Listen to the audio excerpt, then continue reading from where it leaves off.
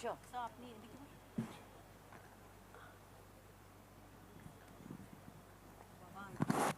wet. Dew. Seems like. As in cricket ground. Tissue or something, the seat's completely wet.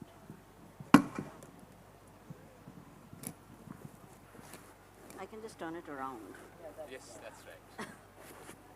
Save them the trouble. No, I've turned it around. It's okay. That one is not bad. That is okay. It's only damp. Yeah. Sorry, it doesn't get messy. We are just waiting for Mr. Sumantra Bose to join us, but I think for all of you who are die-hard fans of the three people on stage, and I think I will not show that temerity to even try and introduce them and talk about them. They are two well-known people, all three of them. And we'll just wait for Mr. Bose to come, or should we start, Sugata Babu? What should we do? Shall we start? All right. Because we are already running behind schedule and we don't want to keep you back. This is the book that we are going to be talking about this evening. And it's titled beautifully because it's called, and that's how it was proposed to me also, Krishna's Netaji. And I have had the opportunity of reading a lot of the original in Bangla, and Sumantra Babu has translated most of it for us in this beautiful book that is with us today. And we will be hearing more about him because he is the chief editor of this book. But I thought it would be very nice to kickstart proceedings this evening by discussing an angle which is not much spoken about. I think particularly for all of us in Kolkata, we as Bengalis have this proprietorial right over Netaji, and rightfully so, and we seem to know everything. However, when I read the original pieces in Bangla and then when I reread them in English, there's this beautiful section in the book which is truly admirable, and that's something that most of us don't have a very good idea of. I mean, for the common man, I would say, the influence of women in the life of Netaji. So Sugata Babu, if I could bring you in to talk a little bit about these women who are mentioned in that first chapter, and then I would like to link it to the role of women later in the INA. Yes, my mother wrote an article. In fact, that was an article in English in the original on four women who had a deep influence on Netaji's life. She, of course, mentioned his own mother, Prabhavati. And, Subhash wrote some beautiful letters to his mother even as a 15-year-old, once he had discovered the mission in his life.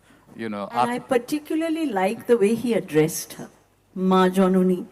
I mean, that's not something you would hear commonly. That's the name or the appellation that has been used by everyone in the family for the matriarch. And my father has written that she was the sort of queen empress of the Bose family. But she too had to be deceived when Netaji escaped in 1941 in order to pull the wool over the eyes of the British. He had to make sure that others did not know as well. But perhaps the most moving of the sections is on Bashanti Devi, the wife of Deshabandhu Chittaranjan Das.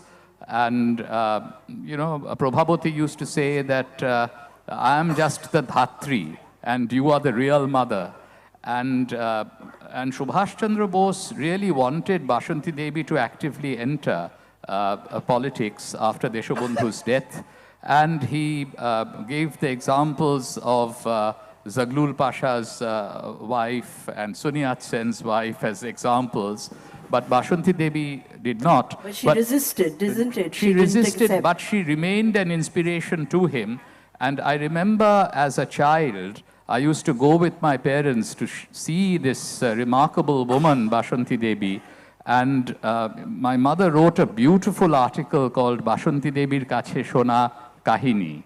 And in fact, the journey of the Netaji Research Bureau began with the letters written by Subhaschandra Bose to Bashanti Devi, which she just gave to my father and wouldn't take back, and they are still in the archives of the Netaji Research Bureau.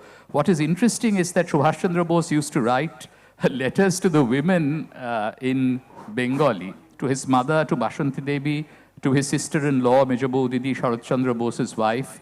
And these were often very light-hearted letters describing the quotidian aspects of prison life in Mandalay and so on. And the fourth woman, of course, whom my mother wrote about was Emily Schenkel. Of course, she was someone who told my mother, I'm not at all an important woman in his life, but nevertheless, she did give her the opportunity to write about her. And it was only very late in 1993, when my father was ill, that she made available to us 162 letters written by Subhash Chandra Bose to her, which we then published in 1994. And she was so proud to hold up that book when we went and presented it to her. So these are the women that she wrote about, and all of them in their own way helped him in the struggle for freedom. Emily Schenkel by helping him write the Indian struggle, but also keeping in touch with the leaders of the Irish freedom struggle and so on. Sumantra Babu, if we could bring you in a little, because you're the one who is the editor of this book. And if you could just tell us, what is it that triggered off this in you, that you wanted to put this together and bring it out as Krishna's Netaji? Is this on? Yeah. My mother, who passed away in 2020, had been for decades a celebrated writer on Netaji, various aspects of his life, his leadership of the Azad Hind movement, but in Bengali, by and large. She wrote two classic books, really trailblazing works, Itihashe Shandhane, 1972, which is the chronicle of Netaji in Europe, and Charano Rekha Tabo, published 10 years later in 1982, which is the trailblazing narrative of account of Netaji as the leader of Azad Hind in Southeast Asia from 1943 to 1945. But because these classic works did not get translated into English as they should have been, they did not reach a wider audience. And I always felt that this was a pity. And so initially I thought of translating these two books, one after the other.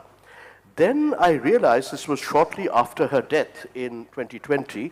And, like everybody else, I was, locked down and, dealing with the pandemic. I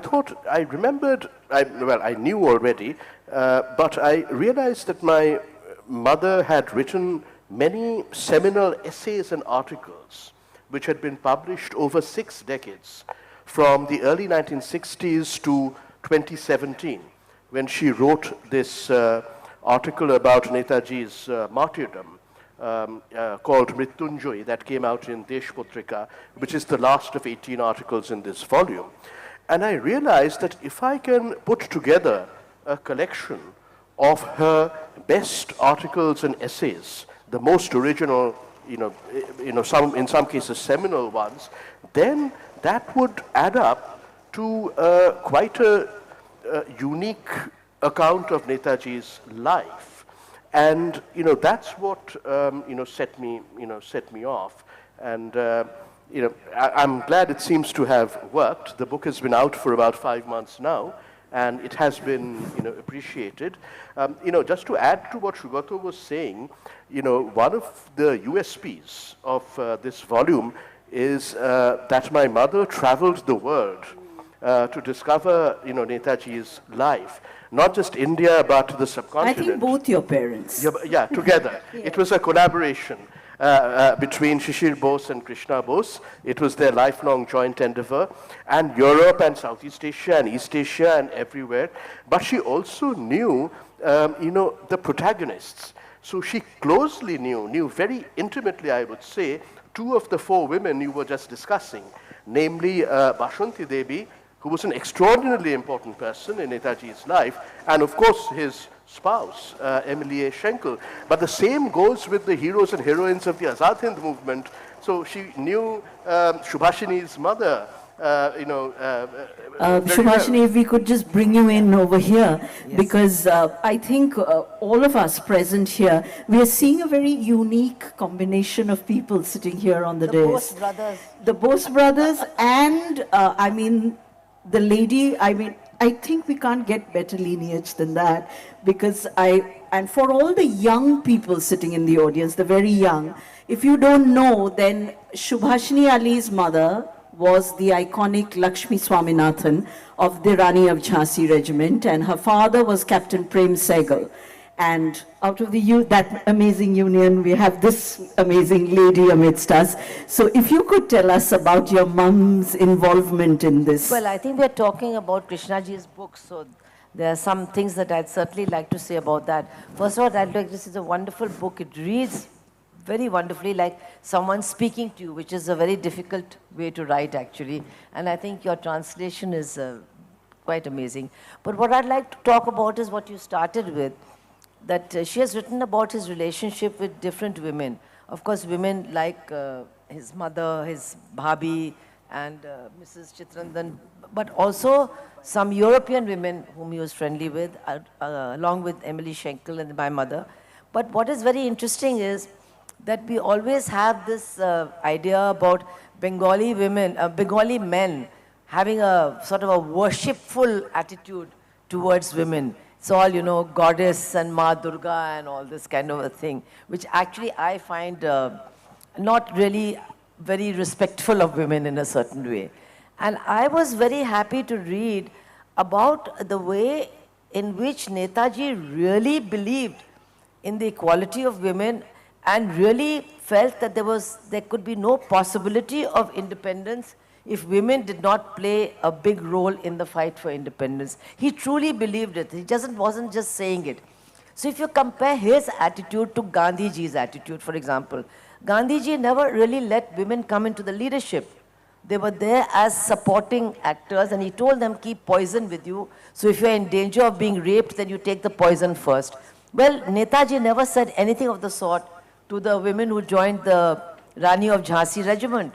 He wanted them to fight and become fighters and then look after themselves, But what's very interesting is that his commitment to the idea of women fighting for not only India but for equality, their own equality, there's a very interesting comment on that in the book.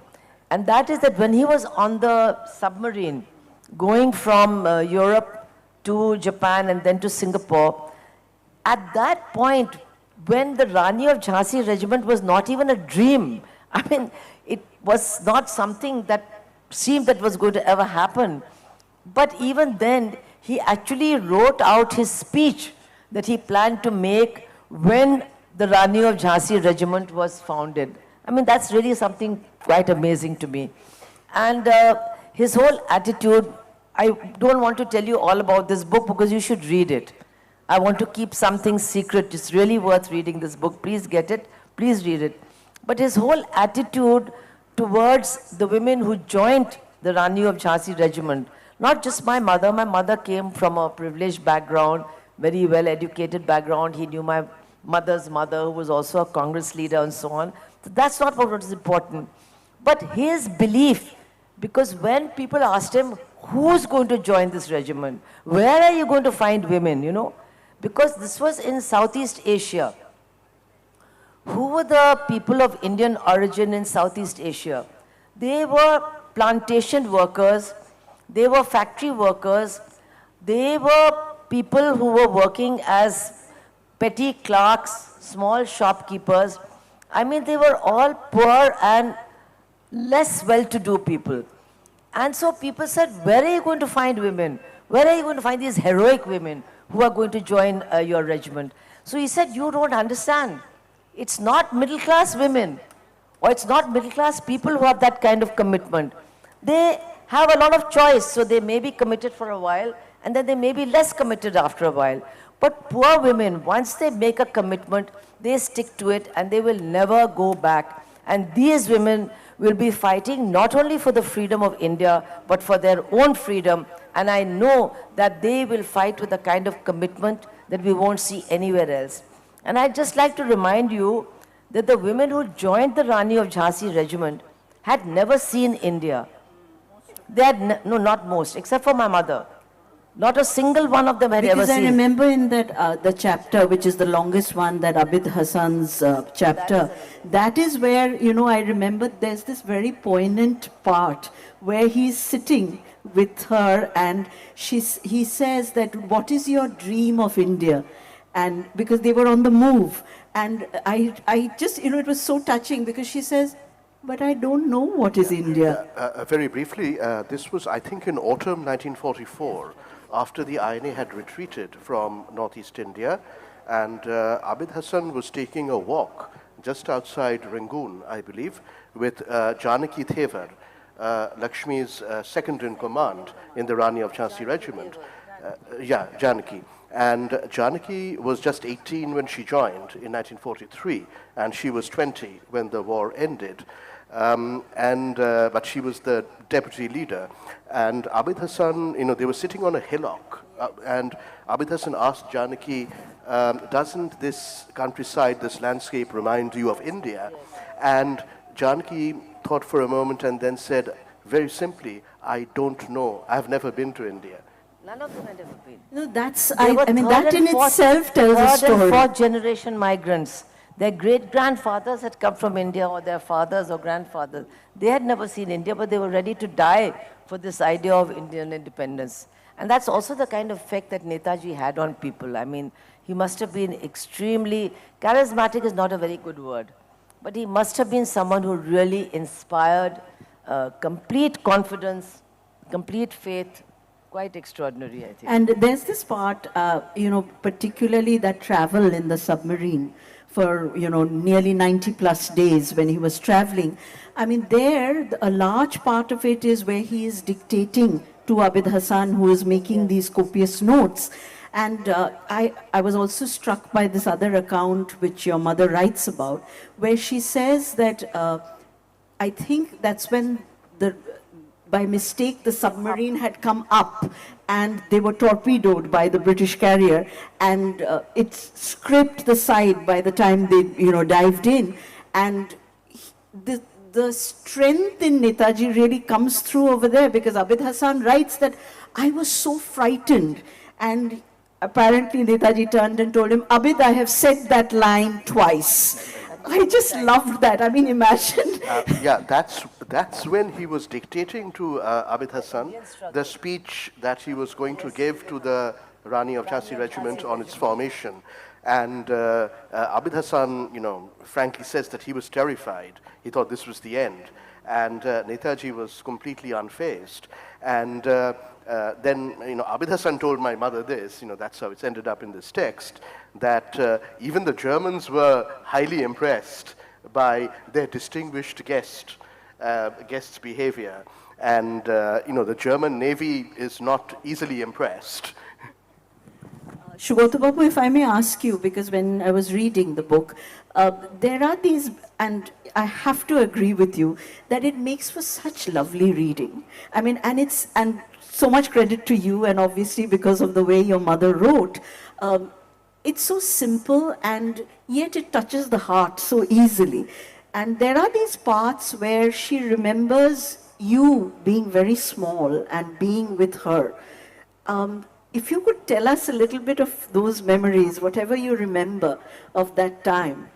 I think she says you were 6 or 7 years old. That was Sumantra. That was Sumantra, but yes, when I was very small, say 6 or 7, I used to go with my mother to see Bashanti Devi. But you know, there are two essays on two very key people in the book. One is based on an extended interview that we did over 3 days and nights in 1976 in our then new home at 90 Sumantra Bose Road. And Abid Hassan came, and my mother was all ready to start the interview. He demanded to have lunch first. He had pabda fish, and then said that we could never tell Netaji was a Bengali, excepting when he ate fish. And then over 3 days and nights, we did the interview. But what is interesting is that my father was there. I was there. I was a Presidency College undergraduate in history at that point. But we did not write up the interview. My mother did.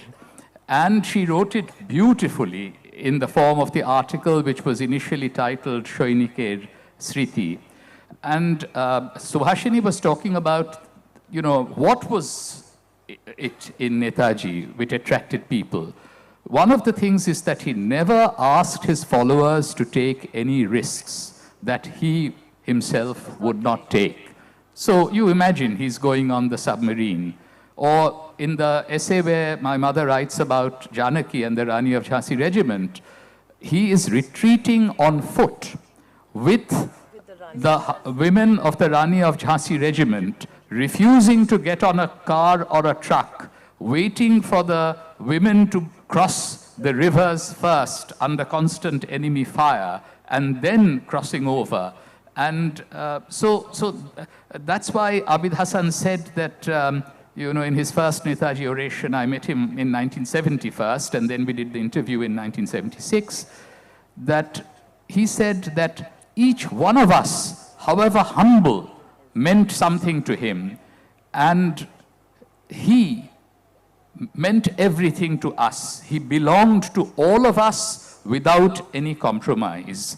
And so that is what inspired people. Again, there's another article in this book on Mia Akbar Shah, the man who received Netaji in Peshawar, you know, after my father had reached him to Gomo, and then Netaji had traveled on his own to Delhi and Peshawar. For more than 40 years, Shishir Bose and Akbar Shah, who had together done the shopping for Netaji's disguise as Muhammad Ziauddin, had not been able to meet because they couldn't cross the Radcliffe's line of partition. And then I discovered Akbar Shah's son was living in Walsall in a place called Birmingham. I had just finished my PhD in history in Cambridge. My parents were visiting. I drove them to Walsall. And my father and Akbar Shah had an emotional reunion. And again, I was there while we were interviewing Mia Akbar Shah. My father was there, but it was my mother who wrote this beautiful essay on Mia Akbar Shah. And I have to say that the last article, which my mother published, was in early February of 2020. She died 2 weeks later. And she was very concerned about the Citizenship Amendment Act, because so many of the articles are about Netaji's Muslim comrades and also Cyril John Stracey, who was an Anglo-Indian who built the INA Memorial.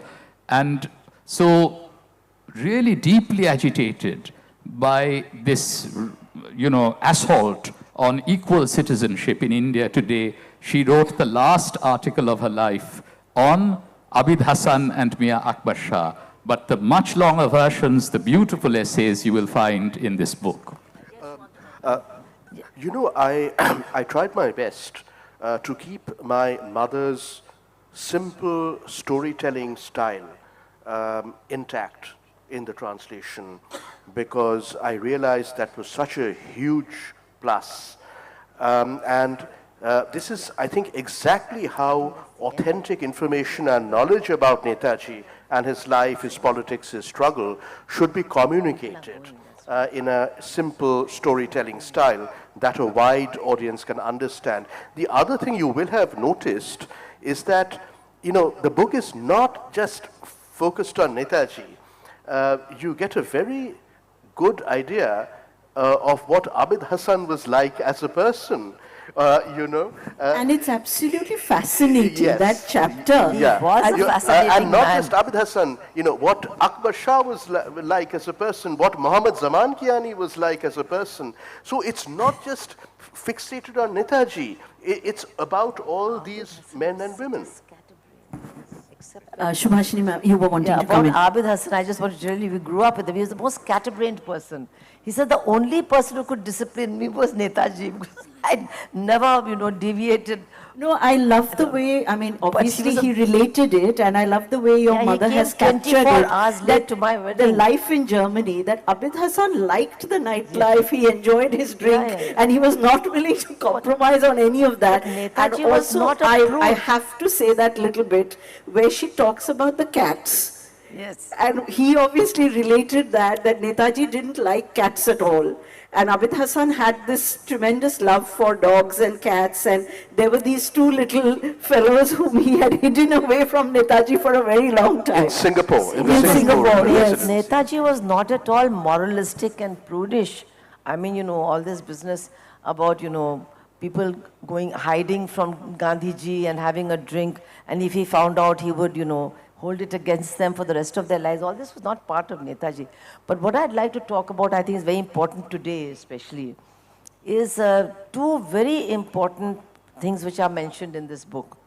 One is that there was, Netaji was trying to collect as much money from the Indian diaspora in Southeast Asia as possible, because he said we of course need Japanese help, but we've got to stand on our own feet as much as possible. And for the Rani of Jhansi regiment, the Japanese were not prepared to give a penny because they had their own ideas about women's place and all that. So he was constantly collecting money from the Indian diaspora at all the public meetings and so on.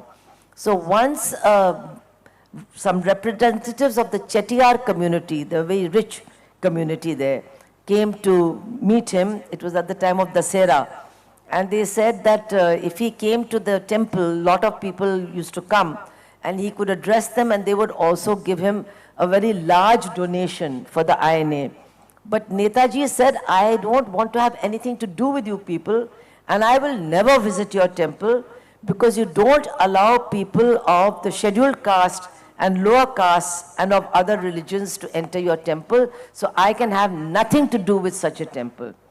So then they went back, and after a couple of days they came again and they said, well, we've had a meeting and we've decided to change our rules, and now there will be no bar on anyone entering the temple, so please do come and honor us, and so on and so forth. So then Netaji went accompanied by his officers, 3 of whom at least were Muslims, I think, and they went in there, and they were welcomed and greeted with tikas, and they went inside, and as soon as he came out of the sanctum, he removed his tika and said, this has got nothing to do with the uniform. You can't be in uniform and have the symbol of any religion attached to you. I think these are very important things to remember, especially today when, this kind of thinking, this kind of approach has just become so very unusual and so very rare. Why? It should be part of what we're all about. It should be part of what people in public life are all about. But now it has become the exception. And I think that is really tragic. And I think it's going to have very tragic consequences for our country also. This kind of very, what's the word? This kind of very intolerant approach and this kind of display, public display of religious symbols by people in public life. It's something really shocking. And for those people to say that they admire Subhash Chandra Bose, I think that's a real travesty, and we should really not believe it at all. So I think that these examples which are in this book, and they're written in a very, very matter-of-fact conversational tone. It's not preaching to you. It's not telling you this is what the great man was like or anything like that. It's just part of the You way he feel was. that he is one of you. Yes, yes. That he's someone of the family and you can relate to that. Obviously because your mother was writing it, so he's a member of the family. and It's not you just know, a member of your family or my everyone. family. I mean, you it's know- what a person in public life should be like. That should be the ideal of people in public life. People who represent large numbers of people, represent all of them. And that's what they should be like. That's the example. Sumantra Bose. that Netaji you is know, setting. Netaji, obviously iconic freedom fighter, legendary, revolutionary figure of global standing. But at the end of the day, he was a human being, like the rest of us. And this book brings that out. It never loses sight of Subhash Chandra Bose as a human being. And so it's not just about the public Subhash Chandra Bose, it's also about various facets of the non-public or even private Subhash Chandra Bose. And I think, perhaps only Krishna Bose, among all those who have, researched and written about Netaji, could have done this, because she knew most of the important people in Netaji's life. She visited almost all the key places in Netaji's life. It's only an extraordinary depth of knowledge and understanding that can illuminate Netaji, Subhash Chandra Bose, the human being, beyond that that's public something person. I think May I we've say never something had. about Krishna ji, which I think is very important? She got married, I believe, when she was 17 years old. She finished all her studies and she was 25. She was 25, but she sort of was, she just became conscious of all these things as a very young woman. Yeah, at about 15. And once she married Yeah. Shishir Bose, she became also very much part of his commitment to keep Netaji's legacy alive. But the interesting thing is that she always remained her own person. She never became Shishir Bose's shadow. I think that's a very important thing that you also take away from this book. She was, I think, a teacher. She was a great singer. She was a wonderful writer. She always retained her own personality. She was always herself, even when she was accompanying him all over the world, following in Netaji's footsteps or writing about Netaji. But I think that's something very important that comes out in this book, how she, as I said, remained Krishna Bose always and had her own, she had her own angle. She had her own way of looking at things. And it was a way that was different from her husband, different from others. And that's what makes this book very special. It is the way she looks at Netaji, the way she understands his relationship with a wide range of people, and the great sympathy and empathy that she brings to this subject. It's really quite unusual. Sumantra Babu, I thought before we, open it up for questions, would you like to read any passage from the book or any portion to the audience? I wasn't expecting this, but I'll do something.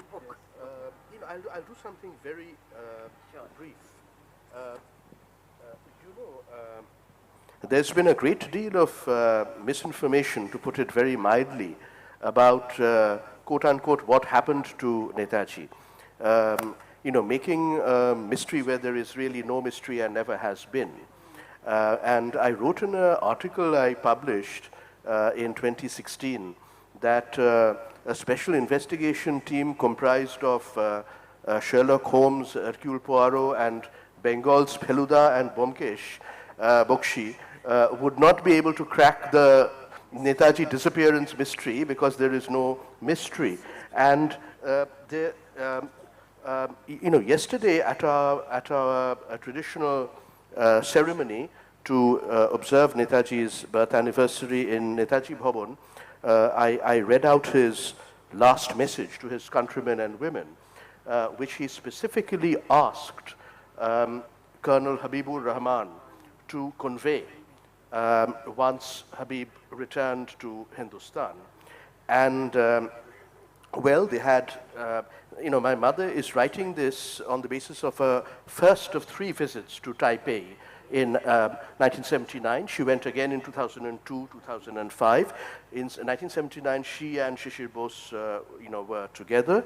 And they were taken to the old Taipei airport where this tragedy happened.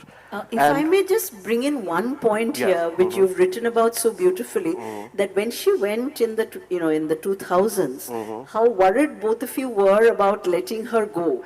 And, that is written so beautifully over there that you didn't want to let her go alone. Yeah, But long how flight. determined she was that I will go and whether my sons agree or not. Yes. So that, as Subhasini was saying, that goes a long way in telling us what Yeah, kind of a lady she was. She was quite an iron personality, I have to say. But she was very gentle also at the same time, perhaps a little deceptively gentle. Anyway, they were taken there with a view of the runway, and the runway in 1979, my mother writes, was pretty much the same as it was in 1945. Not much had changed. It had been widened just a little bit. So they exited the crashed aircraft, and they lay, Habibur Rahman and Subhash Chandra Bose were lying side by side, on the tarmac or just off the tarmac, something. And Netaji said to Habib calmly, very calmly, in a tone of concern, "Aapko zyada to nahi lagi?" Okay.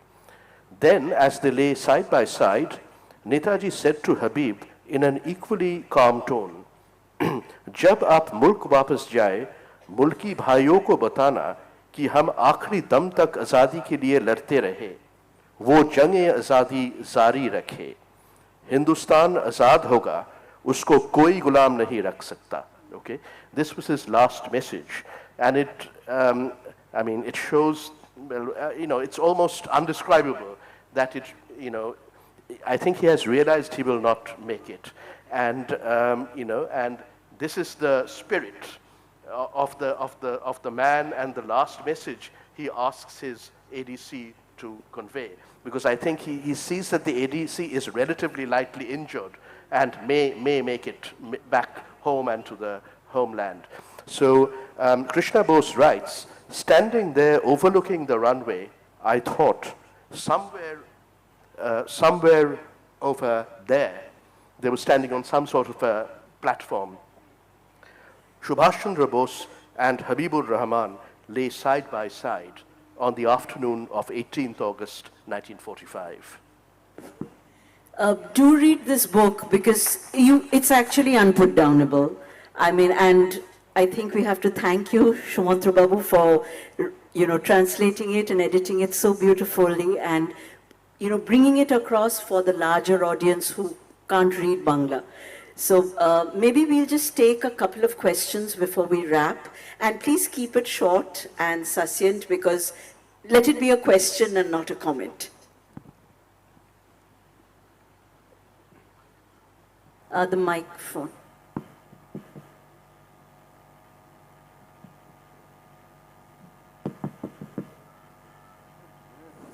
I am Shandip Banerjee. My question is to you, that as today's discussion is on Krishna Bose's wrote book, Netaji, that as on news information, we know that in the Taihoku plane crash, when Netaji there are 13 people are total in the plane. And after the crash, 6 persons are dead and 7 persons are living. And another information as on that and that in the plane there is his assistant, one Muslim gentleman was there. And another report is that after So we'll come to the question. We don't want the information. At last, just a few talk.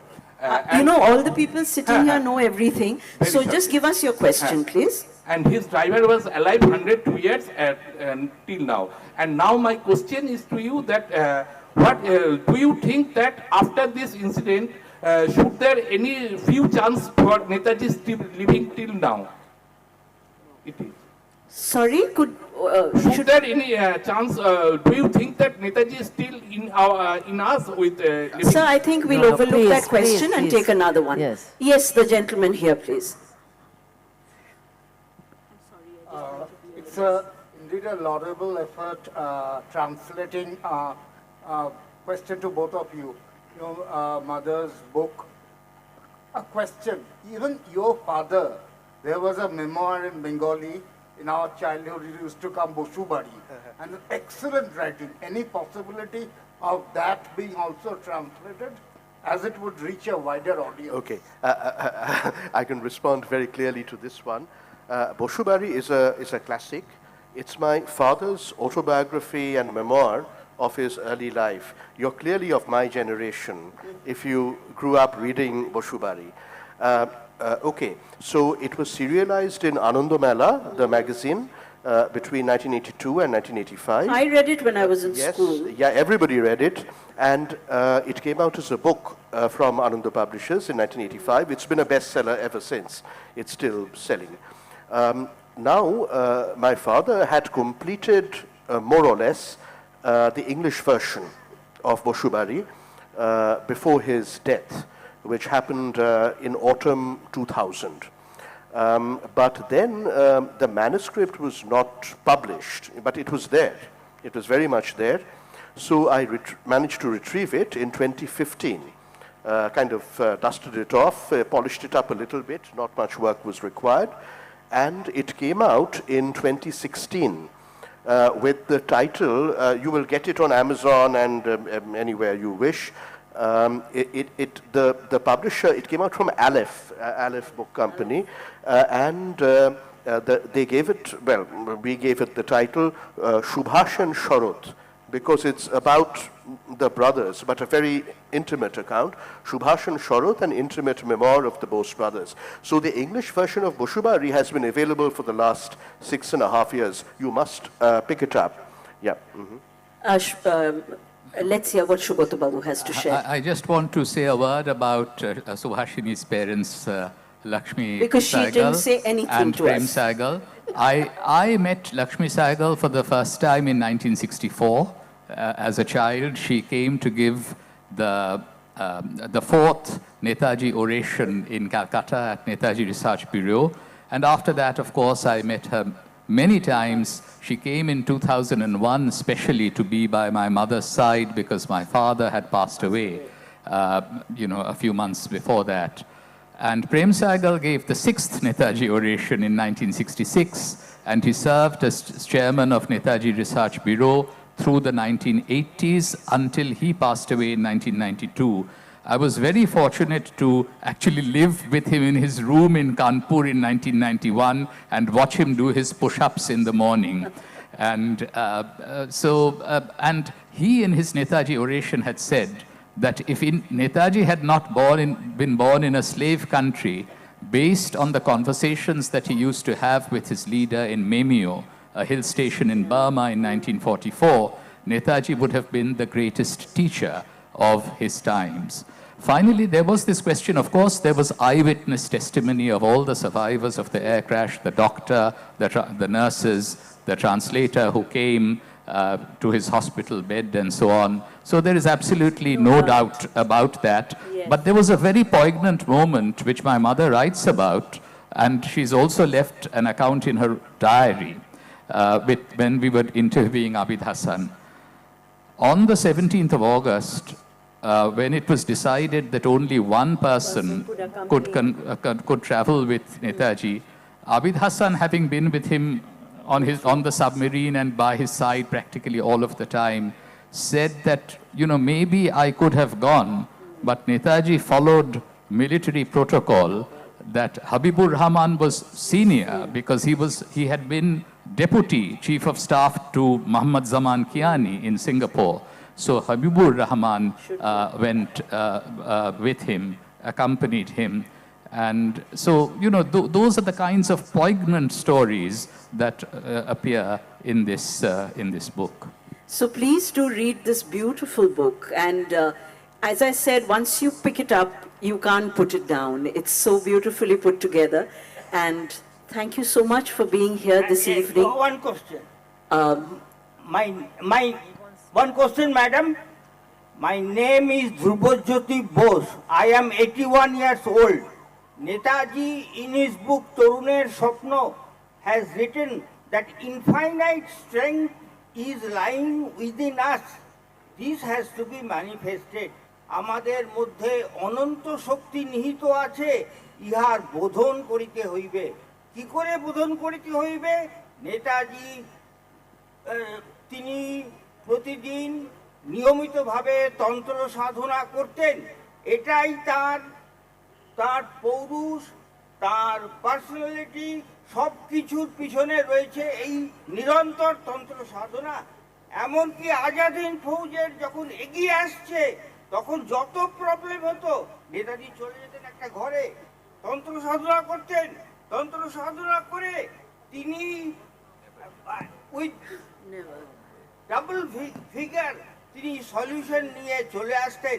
এইভাবে আজাদ হিন্দ ফৌজ Singapore থেকে মণিপুরে এসে পৌঁছেছে। আজকে আমাদের তরুণ প্রজন্মের কেউ একথা জানে না, নেতাজির ফ্যামিলিরও কেউ লোক এই জিনিসটা তারা প্রচার করেন না, কেন আমি জানি না। আমি আশা করব তারা এই জিনিসটা প্রচার করুন, নেতাজির এই অ্যাসপেক্টটা। আমরা এই জায়গাটা আজকে এখানেই স্থগিত রাখি। পরে যদি কখনো কিছু লেখা হয়, সেটা আমার মনে হয় বসু পরিবার থেকেই আসবে, এবং সেখানে আমরা ইতিহাসের ছাত্রছাত্রী হয়ে যেটা ঠিক, যেটা সত্যি, যেটার বেসিস আছে, সেগুলোই পাবো আপনাদের কাছ থেকে। এসে আয়ার লিখে গেছেন যে Netaji never spoke his God, he lived him. এবং উনি in public he never made any display of even his spirituality.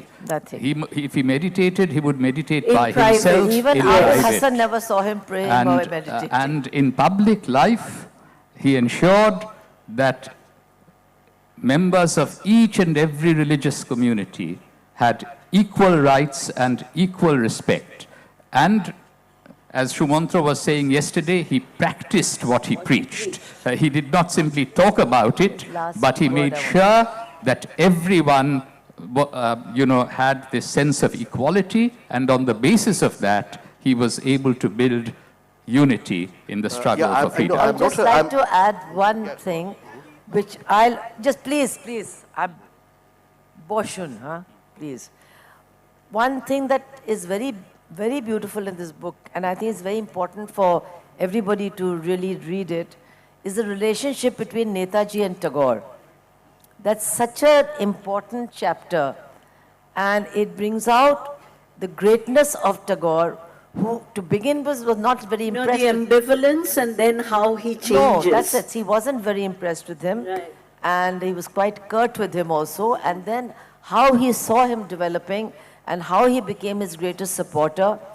And when Netaji was not allowed to continue as Congress president, he came in very ill health to Calcutta and addressed a meeting along with Netaji in 1939 August, when they were inaugurating this Mahajati Sadan. Yes. But that relationship is a very, very interesting. Subhasini, I have to bring in something here before we close.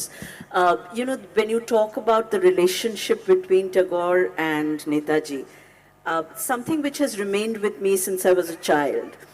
I remember reading Tashidish, and when you open the first page, I mean, what better tribute could an author give to another individual when he dedicates that? And most people don't know that Tashidish is actually dedicated to Netaji by Rabindranath Tagore. So that says so much, because I mean that happens to be such a difficult piece that Tagore wrote, and it has so many layers in it, and who better did he choose than to dedicate this piece to? I think there it lies. And it's so beautiful, because after all, we're all human, and his ambivalence, how he gave up that, and his admiration to taking him to calling him Deshonayak. Because Tagore is the one who says that, "Tumi Deshonayak." So what more could we ask for? And Netaji, of course, chose Jana Gana Mana as the national anthem when he was in Europe at the Free India Center. Now, and then Abid Hassan and Mumtaz Hussain was asked, Netaji explained the meaning of the Bengali words, and they made a Hindustani version. Instead of the 5 verses, they had 3 verses, and so Subsukha Chainaki became the national anthem of the Azad Hind government. But what was common in both of them, and since the first verse is the national anthem, I will not go into that. But if you look at the second verse, Aharaha tabo avhana pracharito shuni tabo udara bani Hindu Buddha Sikh Jaina Parashik Musalman Krishtani Purab Paschim Ashe Tabo Singhasana Pashe Prema Har Hai Gatha. And in Hindustani, Sabke dil mein preet basaye तेरी मीठी वाणी हर सुबह के रहने वाले हर मजहब के प्राणी सब भेद और फर्क मिटा के सब गोद में तेरी आके गुंथे प्रेम की माला. So this is the spirit which both Rabindranath Tagore and Netaji Subhasini I stood think for. we shouldn't say anything more thereafter. This is the best way we could close this evening. Do read the book, ladies and gentlemen. It's really, really beautiful. Thank you so much for being here and supporting Column. And there are 2 more days of sessions to go. Do come and do inspire us always. Thank you.